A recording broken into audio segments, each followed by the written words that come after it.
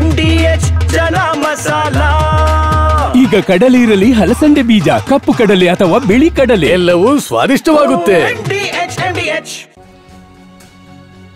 ಇತ್ತ ಶಿವಮೊಗ್ಗದತ್ತ ಹೊರಟಿದೆ ಮಂಜುನಾಥ್ ಮೃತದೇಹ. ದೊಡ್ಡಬಳ್ಳಾಪುರವನ್ನ ತಲುಪಿದೆ ಮಂಜುನಾಥ್ ಮೃತದೇಹ.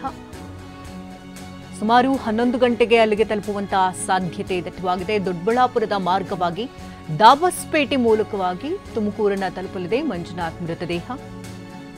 ಕುಟುಂಬಸ್ಥರು ಕೂಡ ತೆರಳುತ್ತಾ ಇದ್ದಾರೆ. 2 ಆಂಬ್ಯುಲೆನ್ಸ್ನಲ್ಲಿ ಮೃತದೇಹಗಳನ್ನು ಹಸ್ತಾಂತರ ಮಾಡಲಾಗಿತ್ತು. ಮಂಜುನಾಥ್ ಮೃತದೇಹ ಇದೀಗ ತೆರಳುತ್ತಾ ಇರುವಂತಹ ದೃಶ್ಯಗಳನ್ನ ನೋಡ್ತಾ ಇದ್ದೀರಿ. ದೊಡ್ಡಬಳ್ಳಾಪುರವನ್ನು ತಲುಪಿದ್ದು ದೊಡ್ಡಬಳ್ಳಾಪುರದ ಮಾರ್ಗವಾಗಿ ದಾಬಸ್ಪೇಟೆಯನ್ನು ತಲುಪಲಿದೆ. ದಾಬಸ್ಪೇಟೆಯ ನಂತರದಲ್ಲಿ ತುಮಕೂರನ್ನು ತಲುಪಿ ಅಲ್ಲಿಂದ ಶಿವಮೊಗ್ಗ ಮಾರ್ಗವಾಗಿ ತೆರಳುತ್ತಾ ಇದೆ. ಸುಮಾರು 11 ಗಂಟೆಯ ಸರಿಸುಮಾರಿಗೆ ಶಿವಮೊಗ್ಗ ತಲುಪುವಂತಹ ಸಾಧ್ಯತೆ ದಟ್ಟವಾಗಿದೆ. ಇನ್ನು ಕನ್ನಡಿಗರಿಗೆ ಅಂತಿಮ ನಮನವನ್ನು ಕೂಡ ಸಲ್ಲಿಸಿದ್ದಾರೆ. ತೇಜಸ್ವಿ ಸೂರ್ಯ ಕೂಡ ಸಂದರ್ಭದಲ್ಲಿ ಭಾಗಿಯಾಗಿದ್ದು ಕುಟುಂಬಸ್ಥರಿಗೆ ಸಾಂತ್ವನ ಕೂಡ ಹೇಳಿದರು. ಈ ತರಹದ ಪರಿಸ್ಥಿತಿ ಯಾರಿಗೂ ಬರಬಾರದು. ನನ್ನ ತಂಗಿ ಅವಳ ಮಗನನ್ನ ಹೇಗೆ ಸ್ವಾಗತಿಸಬೇಕೋ ಗೊತ್ತಿಲ್ಲ. ಮಂಜುನಾಥ್ ಪತ್ನಿ ಪಲ್ಲವಿ ಸಹೋದರನ ಹೇಳಿಕೆ ಇದು. ಶಿವಮೊಗ್ಗದಿಂದ ಬೆಂಗಳೂರಿಗೆ ಬಂದಿದ್ದಾರೆ ಪ್ರದೀಪ್. ಶಿವಮೊಗ್ಗದಲ್ಲಿ ಅಂತ್ಯಕ್ರಿಯೆಗೆ ಎಲ್ಲಾ ಸಿದ್ಧತೆಗಳು ಕೂಡ ಒಂದು ಕಡೆ ನಡೆದಿದೆ. ದೇವನಹಳ್ಳಿ ಏರ್ಪೋರ್ಟ್ನಲ್ಲಿ ಪ್ರದೀಪ್ರ ಹೇಳಿಕೆ ಇದು. ನನ್ನ ತಂಗಿ ಹಾಗೆ ಅವರ ಮಗನನ್ನ ಯಾವ ರೀತಿ ಬರಮಾಡಿಕೊಳ್ಬೇಕು ಅನ್ನೋದೇ ಕೂಡ ಗೊತ್ತಾಗ್ಲಿಲ್ಲ. ಈ ತರ ಪರಿಸ್ಥಿತಿ ಯಾರಿಗೂ ಕೂಡ ಬರಬಾರದು ಅಂತ ಅವರ ಸಹೋದರ ಮಾತನಾಡಿದ್ದಾರೆ. ಈ ಥರ ಸಿಚುವೇಶನ್ ಬೇರೆ ಯಾರಿಗೂ ಬರಬಾರ್ದು. ಅದೇ ಈಗ ತಂಗಿ ಮತ್ತು ಅವ್ರ ಮಗನ ಹೇಗೆ ರಿಸೀವ್ ಮಾಡ್ಕೊಳ್ಳೋದು ಅನ್ನೋದು ನನಗೂ ಸಂಕಟ ಆಗುತ್ತೆ ಅವ್ರನ್ನ ನೋಡಿದ್ರೆ. ಬೇರೆ ದಾರಿ ಇಲ್ಲ. ಈಗ ಅವರು ಅಷ್ಟು 2 ದಿನದಿಂದ ಅಷ್ಟು ಯಾತನೆ ಅನುಭವಿಸಿ ಈಗ ಬರ್ತಾ ಇದ್ದಾರೆ. ಈ ಮುಂದಿನ ಕಾರ್ಯಕ್ರಮಗಳನ್ನೆಲ್ಲ ನೋಡಬೇಕು.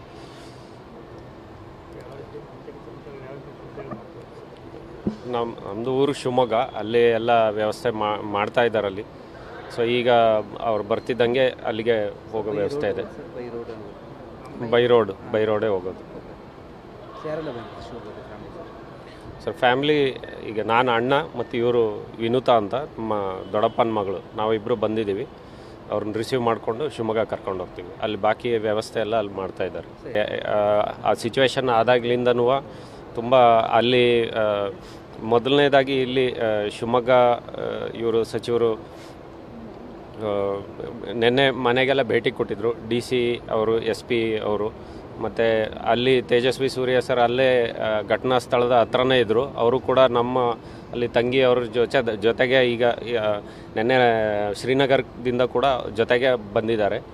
ನಾನು ಕಾಲ್ ಮಾಡಿದಾಗ ಇಲ್ಲ ಅವರೆಲ್ಲ ಒಟ್ಟಿಗೆ ಇದ್ದಾರೆ, ನಮಗೆ ಏನು ಹೆದರಿಕೆ ಇಲ್ಲ ಅಂತ ಹೇಳಿದರು. ಹಾಗಾಗಿ ಒಂದು ಸಮಾಧಾನ ಆಗಿದೆ. ಬಟ್ ಈಗ ಅವ್ರನ್ನ ಫೇಸ್ ಮಾಡೋದು ಭಾಳ ಕಷ್ಟ ಆಗಿದೆ ನಮಗೂ. ಶಿವಮೊಗ್ಗದಲ್ಲಿ ಬೆಳಗ್ಗೆ 9 ಗಂಟೆಗೆ ಮಂಜುನಾಥ್ ಅಂತ್ಯಕ್ರಿಯೆಗೆ ಸಿದ್ಧತೆಗಳಾಗಿದೆ. ಅಂತ್ಯಕ್ರಿಯೆಯಲ್ಲಿ ಕೇಂದ್ರ ಸಚಿವ ಪ್ರಹ್ಲಾದ್ ಜೋಶಿ ಕೂಡ ಪಾಲ್ಗೊಳ್ಳುವ ಸಾಧ್ಯತೆ ಇದೆ. ಇನ್ನು ಸಂಸದ BY ರಾಘವೇಂದ್ರ ಕೂಡ ಭಾಗಿಯಾಗ್ತಾರೆ ಅಂತ ಹೇಳಲಾಗ್ತಿದೆ. ಶಾಸಕ ಚನ್ನಬಸಪ್ಪ ಕೂಡ ಭಾಗಿಯಾಗ್ತಿದ್ದಾರೆ.